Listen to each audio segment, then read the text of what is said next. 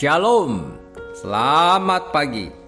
Sate pagi hari ini bertemakan bersaksi lewat pekerjaan. Adapun firman Tuhan terambil dari Kisah Para Rasul pasal 18 ayat 1 sampai dengan 4. Dan setiap hari Sabat, Paulus berbicara dalam rumah ibadat dan berusaha meyakinkan orang-orang Yahudi dan orang-orang Yunani. Bagi para penggemar olahraga, khususnya olahraga tinju, nama Manny Pacquiao tentu sudah tidak asing lagi. Selain sebagai seorang atlet, petinju 8 kali juara dunia di 8 kelas berbeda ini juga dikenal sebagai anggota DPR di negerinya di Filipina. Sedangkan istrinya Jinke Yamora adalah seorang wakil gubernur. Karena itulah Pacquiao yang akrab dipanggil Pac-Man menjadi begitu populer.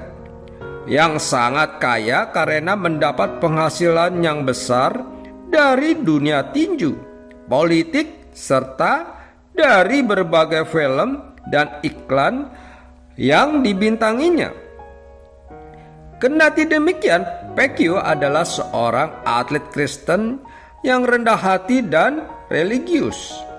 Ia juga tidak malu untuk menyaksikan imannya kepada orang banyak. Dalam jejaring sosialnya yang memiliki anggota fanspage hingga jutaan orang, Pacquiao kerap mengunggah aktivitas yang berkaitan dengan kerohaniannya. Selain aktivitas yang berkaitan dengan dunia tinju dan dunia politik. Misalnya, ia mengunggah foto-foto ketika ia beserta istri dan anak-anaknya sedang pergi ke gereja, membaca Alkitab, berdoa, dan sebagainya. Tentu tujuannya bukanlah untuk pamer rohani, tetapi sebagai bagian dari kesaksiannya kepada anggota fanspage-nya ini. Ia juga sering menuliskan status berupa kata-kata motivasi atau ayat-ayat firman Tuhan yang mengajak orang untuk percaya kepada Tuhan dan hidup berkenan kepadanya. Pacquiao menegaskan bahwa profesinya di dunia tinju bukanlah tujuan hidupnya yang utama. Menurutnya, tujuan hidupnya yang paling utama adalah memberitakan Yesus Kristus ke seluruh dunia. Tujuan hidup saya bukan di dunia tinju, tetapi tujuan hidup saya untuk memberitakan nama Yesus Kristus di seluruh dunia, bahwa Dia adalah Tuhan. Pacquiao juga mengajak seluruh atlet di dunia agar berani terbuka kepada publik tentang iman percaya mereka. Ia percaya bahwa setiap mereka yang percaya kepada Tuhan Yesus punya kehidupan yang dapat memberkati dan menginspirasi orang banyak.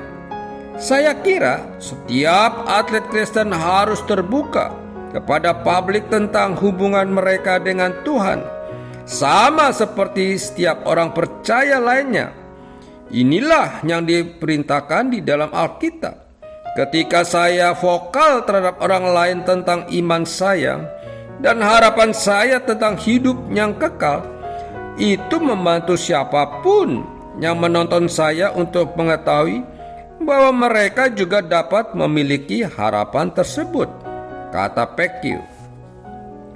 Rasul Paulus bekerja sebagai pembuat kemah, tetapi ia tidak menjadikan pekerjaannya itu sebagai tujuan utama hidupnya. Selain sebagai sarana mencari nafkah, Paulus juga menjadikan pekerjaannya sebagai sarana untuk memberitakan kabar baik.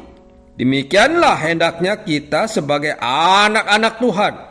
Tujuan kita dalam bekerja bukanlah hanya demi uang dan prestise, tetapi juga untuk memberitakan kabar baik.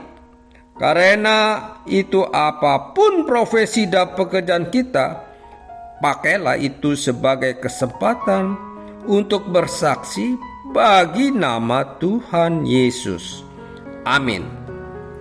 Mari kita berdoa. Bapa Surgawi, mampukan aku untuk memakai pekerjaanku saat ini sebagai sarana untuk memberitakan kabar baik kepada orang lain. Di dalam nama Tuhan Yesus aku berdoa.